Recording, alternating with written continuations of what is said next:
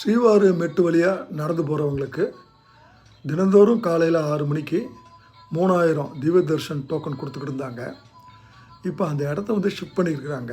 நம்ம ஏற்கனவே இந்த விஷயத்த நம்ம சொல்லியிருந்தோம். ரொம்ப பேர் எந்த டைமு அது எந்த இடம்னு கேட்டிருந்தாங்க. அவங்களுக்காக இந்த பதிவு.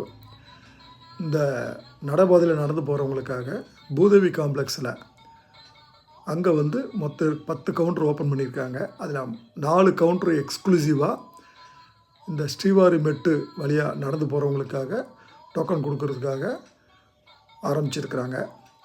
மிச்சம் இருக்கிற 6 கவுண்டரும் வந்துட்டு எஸ்எஸ்டி டோக்கன் கொடுக்கறதுக்காக. இது வந்து ஒரு டெம்பரரி அரேஞ்ச்மெண்ட்ஸ் தான் பண்ணியிருக்கிறாங்க.